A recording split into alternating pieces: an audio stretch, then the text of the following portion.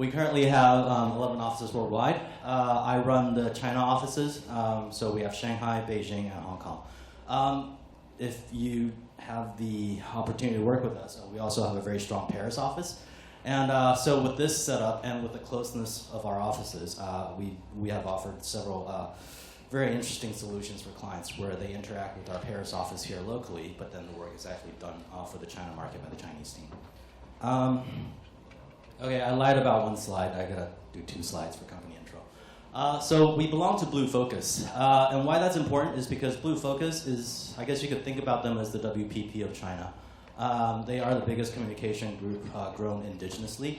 And we are now part of their network, which consists of 30, 40 companies. So this is not me trying to brag, but I feel like, collectively we know a thing or two about China. And so what I'm about to offer you, I hope that you could gain some value out of it. Okay, on to the subject matter at hand.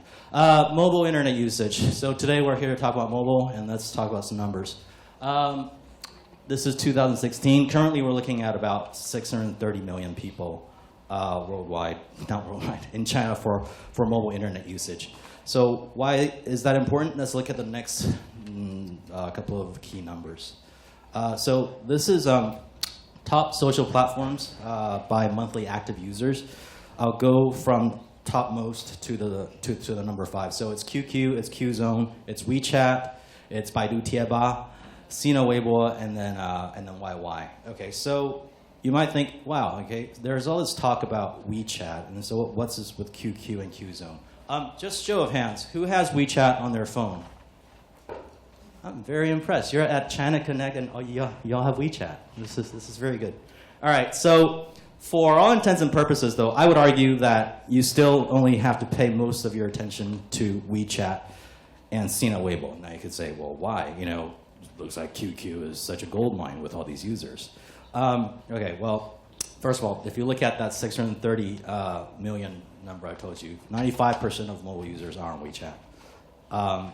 And if you think mobile is the future, WeChat's social features are mobile only anyway, so 100% of them naturally are social mobile users. And the other thing to consider is about 80% of Weibo users are also on mobile. All right. So now giving you analysis why as to the other platforms may not matter so much, I'm going to borrow famous words from our leader, Jiang Zemin.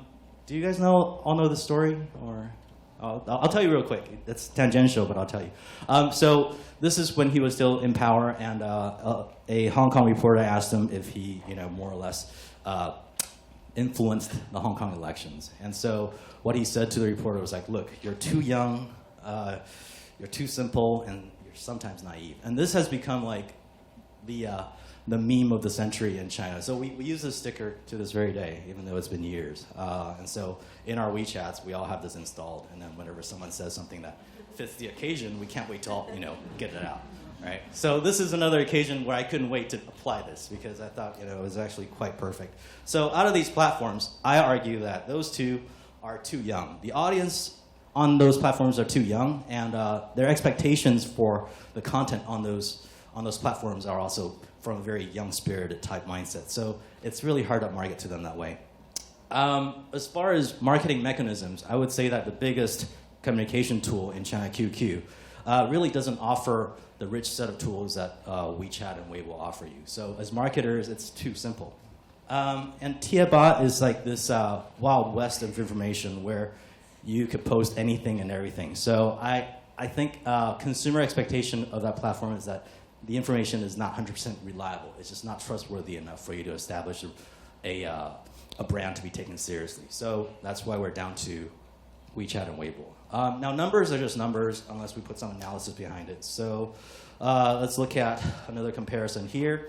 This is, if you have WeChat installed on your phone, your typical usage of all apps on your phone, right? So again, WeChat number 1, and then you look at Weibo at about 4.6% or so. So do the math a little bit, and WeChat is about 5.7 times more engaging than Weibo as far as time goes. That would really affect your budget allocations. A lot of clients come to me, they're like, I don't know, there's this Weibo, there's WeChat, like, what do I pick? I think this is your answer, right? You don't say one or the other, but you say, look, this is how I'm going to allocate my budget, my time, my energy. WeChat currently is 5.7 times more important. This won't stay forever. You know, the Chinese social media scene changes all the time. When Zuckerberg gets his way and he finally gets into China, I think, you know, we'll see another shift. But, you know, anyway, this is the facts today. Looking at the other piece of data, this takes a little more mining. So you look at the gaming, the shopping, and all these other kind of like very content-driven apps, a lot of them containing social features. You add them all up, and they're still taking up 21.7% of your time. So I have the word shuang wei up there. What that means is just WeChat and Weibo. And so in Chinese marketing, because these are so important to your digital strategy that we just combine the terms together and we call it shuang wei, which just means the two ways, right? All right, so outside of those, there are apps that are taking up 21.7 of the consumer's mobile attention span. So I think that's also worth paying attention to, and I'll have examples on how to actually capitalize on this particular fact later on. All right, so I'm going to propose you a basic framework. My topic, if you remember, it's about building effective social campaigns. So the first step is building an audience. If you don't have an audience, building a social campaign is really going to be really hard. You're starting from zero, and then you're trying to go from zero to to a lot of buzz. It's nearly impossible. So what you want to do is have a discipline of actually building your audience on a daily basis, right? And so we'll look at how to focus on WeChat, but also supplementing with Weibo content. As far as having an audience goes, that's nice, but ultimately you want to get them to do something. You want to get them to really be emotionally bonded to the brand. So that's when the next step comes in, and how do you activate an audience? So we have a couple of options currently in China that are really viable, right? So there's a big spend option, and then there's what I call the innovation option. We'll talk about that as well. And finally, understanding your audience. I think there currently in the market overall is a lack of discipline in terms of monitoring and understanding audience behavior and preferences. So how do you do that? I'll have some pointers, as well as actually optimizing on your campaign findings and figuring out what to do next with things that you see. Okay, so diving right into it then. First, let's talk about mobile social content on WeChat and Weibo. If you don't have a lot of budget and you just want to build a presence, I think everybody probably recognizes this. One of the most effective ways is to just have a robust WeChat account presence. So a WeChat account, you could post either daily or weekly, depends on which type of account. I'm not going to get that technical, but I'll show you this example. So this is for one of our clients. The client is a very interesting brand. It's GMAT, right? So if you guys have an MBA, you know exactly what the GMAT is. It's that pesky little test that tells you afterwards which school you get to go to because of how high you scored, right? So the GMAT, for them, we try to recruit more and more people to be interested in business school programs in China. And usually what we post is like, well, the benefits of studying abroad is this, the benefits of having a foreign master's degree in business is this, and various little things like that about living abroad and fun facts like that. That type of content generally does okay, but this one hit it out of the park. So I know that most of you probably don't read Chinese, so I'll just tell you what it is. This is actually a really simple post. It came out recently. It's about the Financial Times top 100 business schools listing. Why did this one go viral?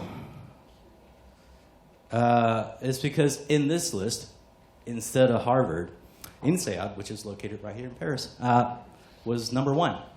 And so this was very topical for people. It's like Harvard not number one, that doesn't make any sense, right? So with this simple post, even though we didn't really have to do much work besides sort of phrase it in a young way so that our audience would be interested in it, against our own performance, it was about 100 times more in terms of average views that it gained.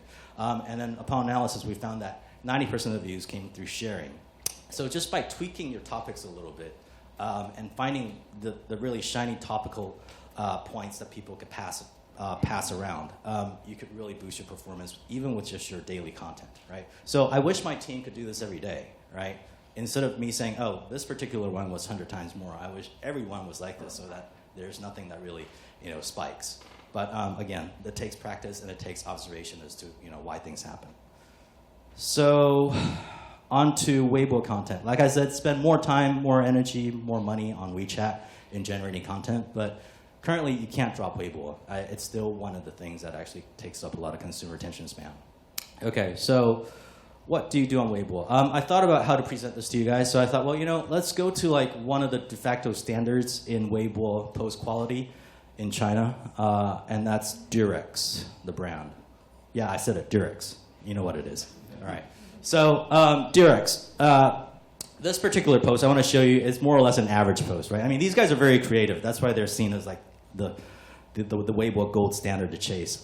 So this particular post, it starts with, all right, out of these 4 pictures, which girl are you attracted to the most, right? And then you're supposed to follow the lines down, and if you get lost along the way, then at the bottom it'll tell you, no, actually, see, you didn't really like girl A, you like girl D. It just depends on how you follow the lines. So it's a cute post, and performance was average.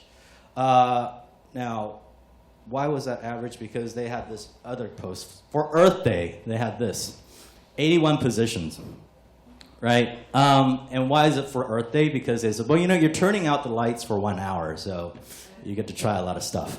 And so looking at the post performance, I could actually see that, it took a lot more time to do the 81 positions post because you need to get an illustrator to actually draw that out, right? 81 pictures. Versus the other one is really just like 4 pictures and some lines. So I think it shows in the audience appreciation as well. So for the normal post, they got 649 total engagements. And for that one, it's close to 4,000. Right?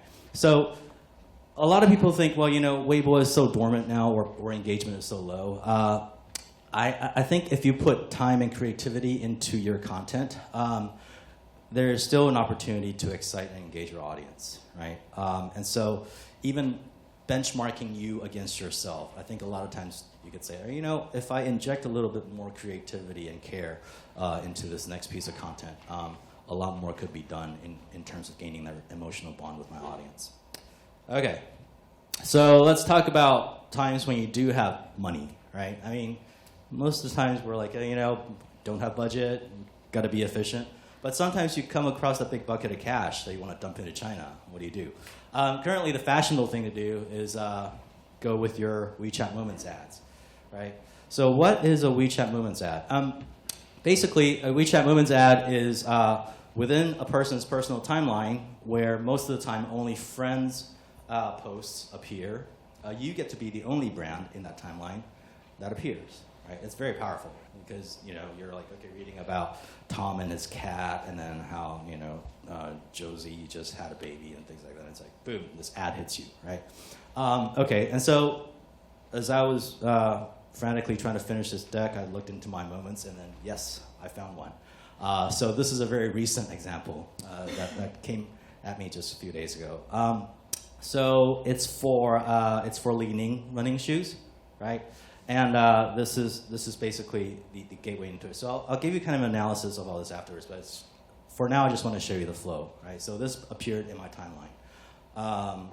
Basically some block of copy and a image that I could click on. If I click on that image, I would see a 20-second, sort of like a TVC type of thing, right? And then I have a button below that says, hey, do you want to see the full minute and 20 seconds version of this? Me being a marketer, I said, yeah, I want to see it. So I clicked on it, and then I was shown the video. So I'll show you the video now.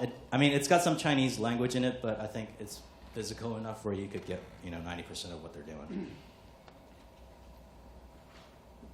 现在让我们跟随着转播镜头到专业组的出发区来看一看啊！我们看到选手们正在做着起跑以前的一些准备，选手们尽可能在扔掉身上带着的一些东西啊，眼镜啊，对，手表、项链，所以大家都很了解在赛前减重的重要性。 So they're all trying to lose like unnecessary weight before they run to boost performance. 根据这个运动科学研究的结论呢，每减少100克的负重，马拉松成绩最终会缩短20秒左右。 现在看到的就是刚才我们聊到的今年轻量化的代表款。我们看到这个跑鞋的实际重量实际上是可以左右夺冠结果的。20秒对于我们专业选手来说，那就是100米左右的一个身位差距。这鞋垫都开始拿了啊！哎，其他选手已经纷纷开始处理自己的跑鞋了。现在看到对手的鞋之后，再来做这种调整，不知道还来不来得及呢？您说呢，王老师？这我个人认为啊，来不及了。这哪来得及呀？哎，那好，现在鸣枪出发了。对，从第一集团就不难看出啊，现在的比赛不只是意志力的胜利了，也是装备的胜利。观众朋友们估计还是一直在担心那几位特邀选手的鞋改好了没有。现在我们前方记者还是没有给过来镜头。所以说比赛啊，轻是王道。再轻100克，猎鹰超轻13代跑鞋，轻的不公平。All right, so everybody kind of understood what that was. Basically, you know, they have the lightest shoes for marathon running, and so everybody else was envious and trying to match the lightness of their shoes. Right, so after you view that, there's yet another button like, hey, find out more. That's the next step in the user experience. So this is when you're taken to what we affectionately call an H5 in China. What's an H5? It's just a simple way of saying HTML5. Why do we call it H5 instead of HTML5? It's because for Chinese people, it's very hard for us to say HTML5. So anyway, as you work on your marketing projects in China and get used to it, you're gonna say H5. All right.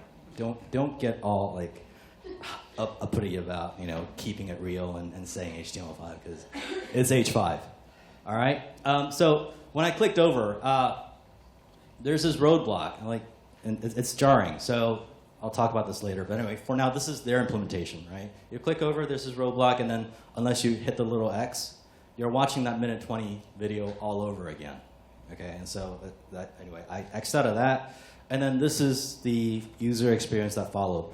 Basically, you start with top left corner, you have shoes, and then you talk about, benefits of the shoes, how light the shoes are, how well they're made, how many colors there are, and over the years, how heavy these shoes have been, and they're trying to show you like a timeline of how the weight has been dropping through their R&D efforts. Okay, so that's it. Now, I'll tell you about how to optimize later, but for now, let's look at the economics.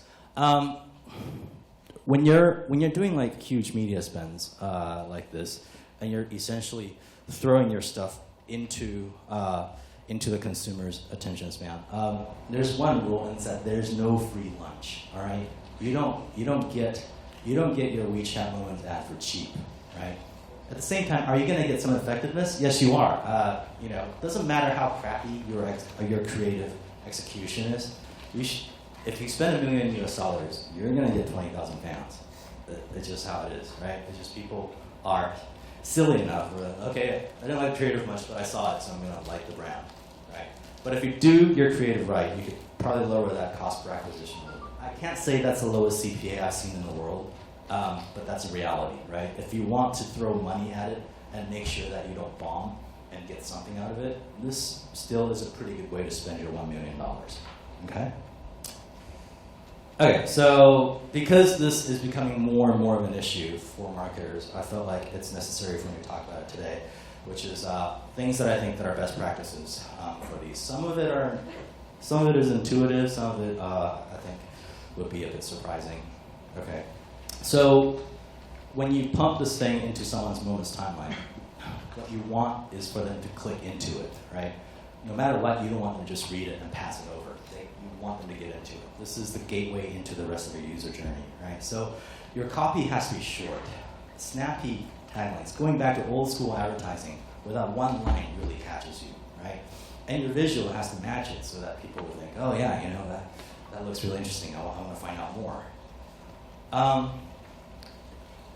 Number two, with that short video, that 20-second clip or so, a lot of brands falter right here, where they try to pump in just a regular TV commercial. So visually, it might look okay, but there's not much story in it. And most people would drop out here. This is not what you want. You spent $1 million US. You want them to see the whole thing, right? Not just stop right here. So, got to make sure this video actually has some sort of a cliffhanger to it, right? So that it piques interest, and then it makes people want to go and actually watch that long form of it to find out exactly what happened in the story. Which is to say, and you just saw, I mean, that video we saw was actually okay. It had a story, it's got some humor in it, and it was fast-paced enough that it didn't bore you. So that long story has to actually have sort of a beginning, middle, climax, and an end, right? Who is guilty of not doing this the most? Car brands, right? Car brands have a lot of money. You know, 1 million US is actually not much for them to spend. So they're in my WeChat moments all the time, right? And every time I'm like, maybe they'll be different this time. But each time I click in, it's the same old guy driving, you know, through some curvy roads. We're driving through the city, and it's 2 minutes long, and I get really bored, and I can't get out of it because I force myself to watch it. But you know, that to me is a waste of money, right?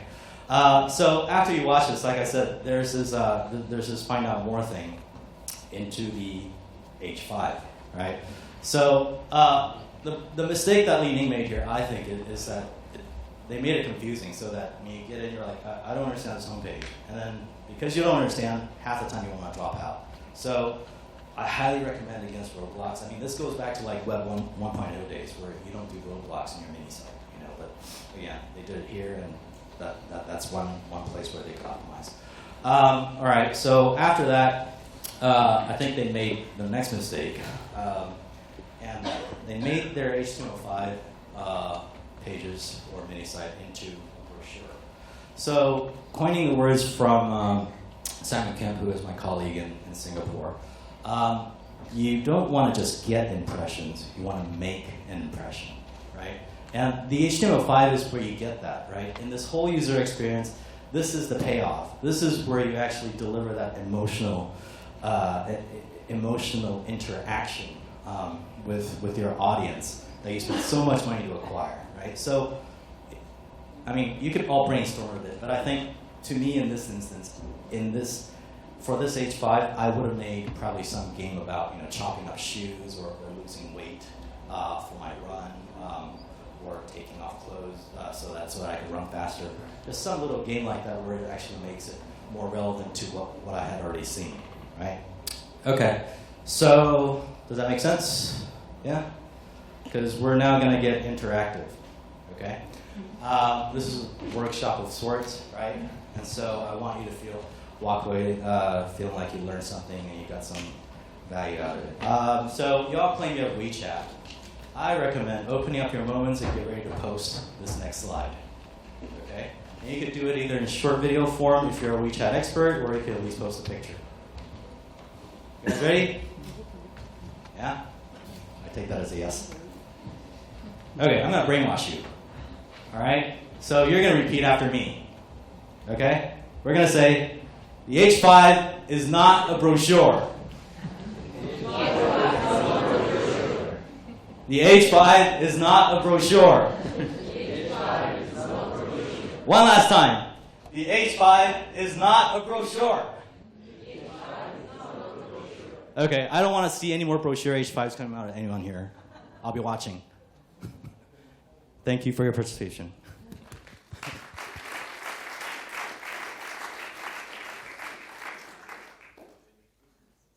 Okay, so let's go look at some sample campaigns that have done well. And we're talking mobile, so these are all very mobile-centric. The first one is Chris Wu, and it's not embarrassing if you don't know, so just be honest with me. Who doesn't know who Chris Wu is? Yeah, that's what I figured. Okay. So Chris Wu, especially this year, he is more and more touted as the Justin Timberlake of China. But of China, so obviously if you're not in China, you wouldn't know. But yeah, you know, every bit as talented, I guess, you know, in terms of music and acting capabilities as well as good looks. So one day, everybody woke up to the same experience. You wake up, you're up here in WeChat, and then it's like, your Moments timeline is filled with this post that says, Chris Wu is about to join the army. Right? So this is just an example where someone had it like 3 times, 5 times in a row, right? So it's a share, basically everybody's sharing the same article again and again. Now, why was that?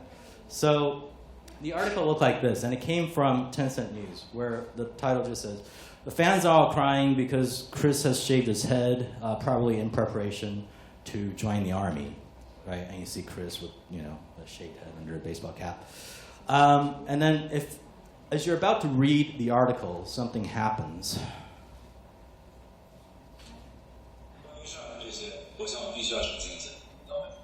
So I was like, okay, maybe he's going to do a video, but wait, what's going on?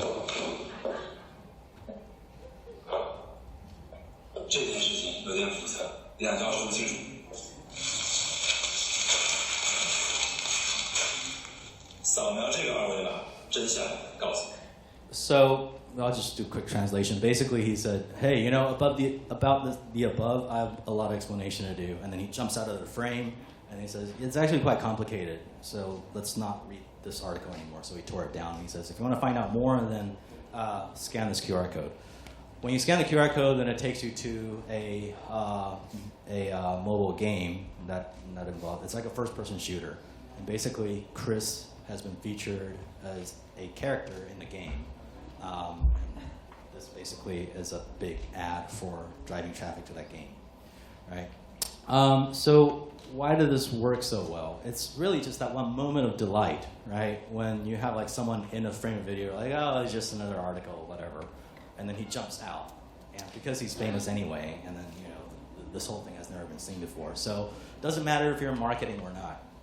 You felt like sharing it because it's like, wow, I've never seen this before. This is so creative. From what I hear, the actual results of like increasing game players wasn't that great, and most people actually don't remember what game this was associated with. But everybody remembers that Chris Wu did this, and so I don't know. Maybe after all, it was a better branding project for Chris Wu than anybody else. So, okay, now I haven't really talked about my stuff at all, right? I talked about that GMAC thing. But now I'm going to show you one of our cases. We're really proud of this one, so I feel like, even though it was done by us, and I know it's biased in the way I picked it, but I still feel like this one has a story that's valuable. So what this is for Esprit. They came to us with a pretty strange problem. They're a very well-known brand. I believe everybody here knows Esprit as well. So in China, it's not like people don't know them. It's like people have fallen out of love with the brand. So it's not so much an awareness problem, but it's a preference problem. Then we looked at their presence digitally and socially, and we were like, maybe instead of taking on the other hot brands right now, like Zara and H&M, and doing yet something else on Weibo and WeChat, what if we chose another platform that's more focused, where you actually have a much larger share of voice, even though the audience is smaller, right? So here's the video.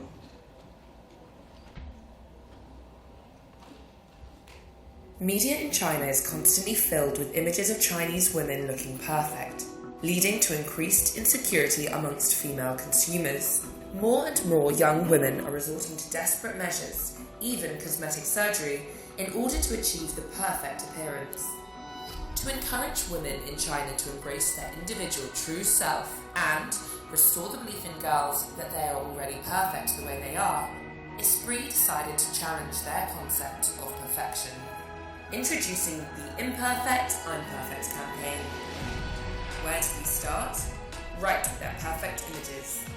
We went to Meipai, the biggest Chinese video sharing platform, where millions of girls upload images and videos every day and use the built-in beautifying filters to show off themselves.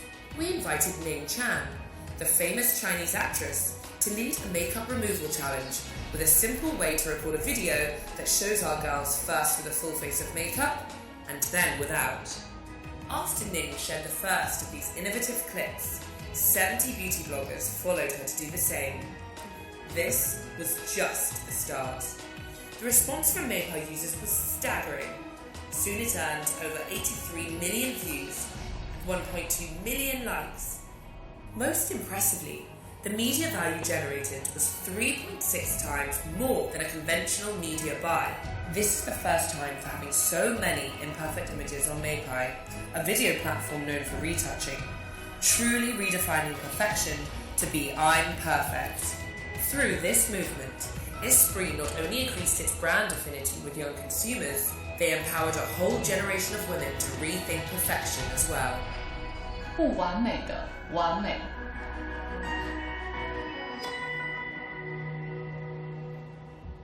So yeah, we're still really proud of that one. If you know Chinese, you could go on Meipai right now. Even you could search "完美的完美," that tagline, and you'll still see these thousands and thousands of posts of girls doing this makeup removal challenge. Even more interesting, if you pay attention to the data, each post really averages like 400 or 500 views. So the engagement level, both on the actual participation and the subsequent views, is incredibly high on this one. So what was the whole engine that drove this? We believe that it was that media selection. That instead of being on WeChat, we had a very focused audience on Meipai, and because we're the only brand doing anything that month on that platform, then we gained a lot more traction than we would have otherwise. Okay, so with that thought, then let's look at some new mobile social platforms. So this basically follows this principle, right? Why we pick Meipai instead of telling our client, no, you have to be on WeChat. 630 million people, mobile, internet. So yeah, 2% means, if any app has 2% market share, that means you got all of Paris on that app, right? Which is pretty amazing. So if any marketer could be given the entire Paris population, I think they would say yes. So that's the idea, right? Don't always go after the WeChat audience. Don't always go after the Weibo audience. There are plenty of fish in the sea. Just make sure that fish is at that 1 or 2% level of your Chinese mobile internet user base, and you'll be okay. All right, so this is not like a exhaustive list by any means. I'm just showing you some icons that you've probably never seen before. Really just as a thought starter, so that when you work on your next Chinese campaign, either by yourself or working with an agency, make sure that you're covering all the bases, right? So first you ask, all right, for my audience, what's suitable for them? Is it music apps, right? So here are 3 big ones. You have QQ, you have Himalaya, you have NetEase. These are not the top 3, but these are just like, kind of popular ones in general. Are they going to be into news apps, right? So EDN, Zaker, and Jintian, which actually has spent a lot of offline money trying to gain a larger audience. Or are they into user-generated content apps, right? I'm not going to name each one, but anyway, you get the idea. So it's like, figure out your audience's lifestyle. And how do you do that? It's a qualitative thing, but at the same time, it could also be quantitative. It's really cheap to run surveys in China, so there's nothing really stopping you from spending like a couple of $1,000s every year to really understand your audience, right? And in that survey, you could really ask, all right, which apps are you using, and then thus fine-tune your strategy according to their answers. Photo apps, so these are actually quite popular right now. More or less started off as Instagram clones, but they have now each developed their own unique features, adapting to different behavioral patterns in the Chinese audience. Video apps, so yep, the one we picked was Meipai, but again, there are like 5, 10 top what we call hero apps in the space as well. Some of them have more community features than others. We feel like Meipai is actually a very tight-knit community, so again, running a campaign on there was very effective for us.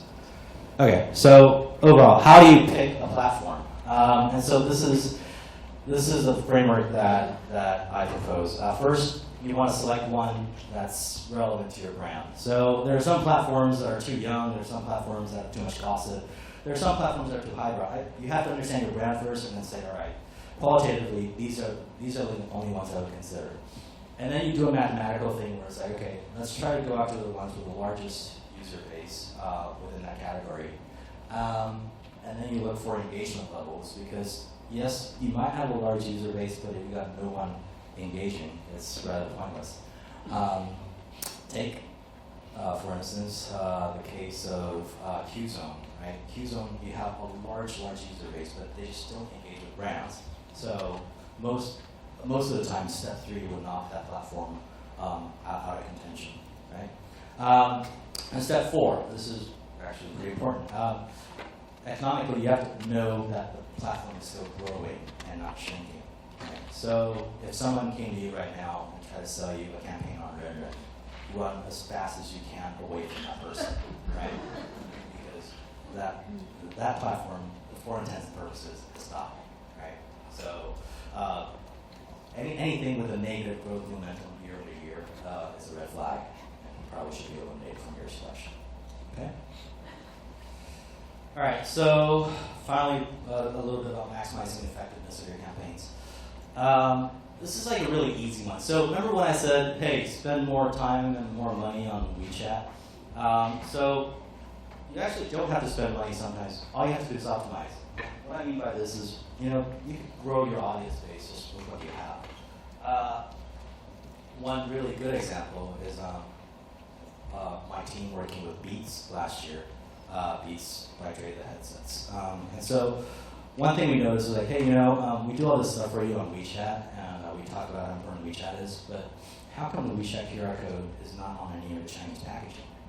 And the client's like, well, it's very hard. We got to get global approval, and we got to get approved, not just at a global level, but at a regional level as well, blah, blah. So after they cleared all the hurdles internally, because as natives we can't really help them do that, then for their 011 sales, for that batch, we were able to get our QR code cards placed into these packages.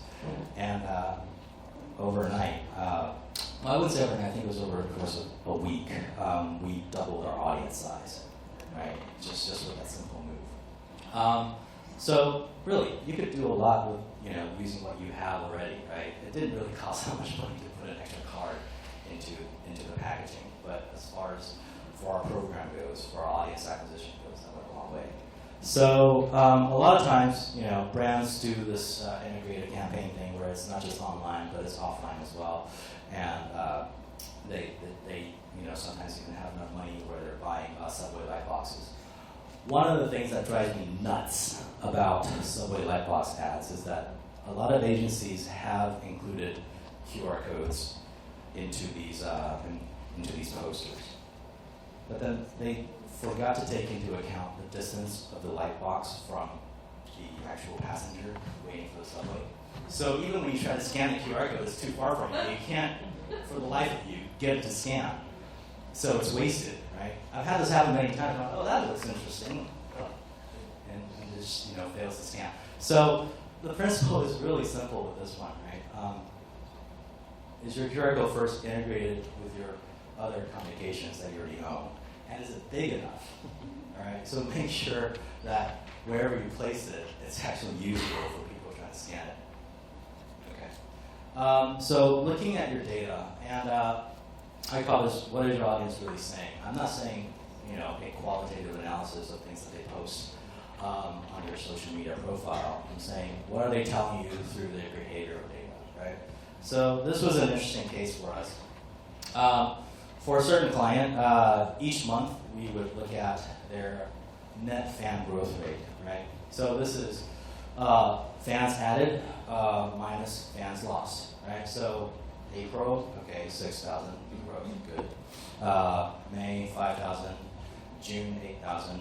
July, we had a negative 1,000. And everybody was up in arms, like, what's going on? The content must not be interesting anymore, And at first, we actually fell for it. Like, okay, well, maybe we should rethink the whole content strategy. Don't know why it happened so fast, but something's definitely wrong, right? And so, one of our research people went back to the data and said, well, maybe we should look at it this way. If we dissect it, I think we have a much clearer deal of what it is. So on this chart, the blue bars are fans gained, and the red bars are fans lost for each month. So if you break this out, all of a sudden you see that it's not so much that we lost so many more fans in July, but it's just we stopped gaining fans, right? And so then this takes obviously more analysis as to why, and then we basically figured out with the client, well, okay, historically we've had strong offline support all year round, but this time you guys turned off the offline support. So we're really not losing fans at any higher level as we normally do. But it's just the pipeline of incoming fans has stopped. And that's why we're seeing this. So the decision then is obviously very different from what it would have been if we didn't look this carefully. Right? So again, this is not so much a framework, but really just kind of a cautionary tale in terms of looking at your data and really trying to find reasons why things are happening. Okay. So again, in regards to understanding the audience, I mean, who are they really listening to? So here's another example that I'll pull up. Because this is sort of a negative example, I maxed out the brand name. But I think overall it serves as a pretty interesting story. So I translated the copy for you so you could read it. I don't know about you, but I personally felt like this copy is sort of just okay. I mean, it's not the best copy I've seen. It's professional, but it doesn't really pull me in and say, man, I'm going to share it with 10 friends right now, right? Okay, so anyway, it's a certain luxury brand launching a series of jewelry. And then the reason I picked it is because this particular post, at least by their own standards, already has a much higher engagement rate than their other posts. So I was like, well, they probably worked with an influencer to share the post so that they could bump the engagement rate. Because as far as quality of post goes, it's actually not that much better than anything else, right? So then I took a look at their comment section, because a lot of times if you look at the comment section, you can sort of figure out if the influencer was bringing in real people, right? In this case, I couldn't quite tell. If you look at the comments, it's like, they might be real, they might be not real. A pretty decent copywriter could fake these comments as well, so I couldn't tell. But then one thing where my aha moment came was like, okay, now I know whoever they worked with was basically selling them a lot of fake fans. Because when I click on the top filter where it says verified users, there is not a single person who left a comment that is a verified user. Right? So then now I know, all right, the brand may not have intentionally engaged with someone with fake fans, but somewhere along the way it happened, right? So to really understand if you're getting your money's worth in terms of working with influencers, I propose this following framework. It's a three-dimensional framework, so visually it was really hard for me to construct, so bear with me, I'm not the best. Actually, I'm very bad at art. Okay, so first we want to look at the qualified audience size. When I say qualified, this takes deep study into that influencer's past history in terms of their posts and also their working with brands, and making sure that if they say they have 1 million fans, that it's really 1 million fans, not just like 5 fans and 900,000 robots. Then you want to look at qualified engagement rate. Again, this takes deep research into, all right, is their audience always like saying things that real people would say instead of just posting things that are nonsensical? And the third thing to look at is their asking price. Let's face it, all influencers have a price, right? So don't be still under the very naive presumption that you can get an influencer to work for free, especially in China. It doesn't happen.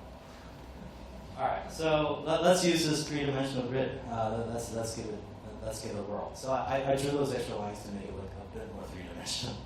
All right, so if an influencer is asking you for a lot of money, they got like low audience size and low engagement rate. That's a bad influencer, right? Someone is middle of the road and kind of cheap. Okay, that's so-so. What you want is like that really cheap guy that has high engagement and large audience, right? But the world is not that simple, If it were like this every day, I mean, we'd all be millionaires, but just simply by working with influencers. You have to kind of apply a lot of logic to it. So it's like, okay, what if they have not a lot of audience, but they ask for very little money? That's probably still bad. What if they have high engagement rate, but ask for a boatload of money? Okay.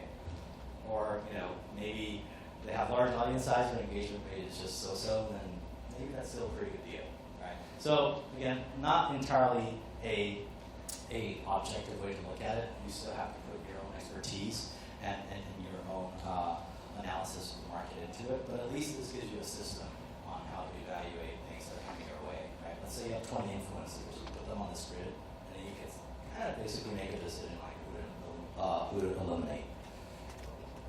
Okay, so final words. Again, you guys claim you have WeChat. I'll put you through the test. There's my QR code. Scan it, keep in touch, and recap.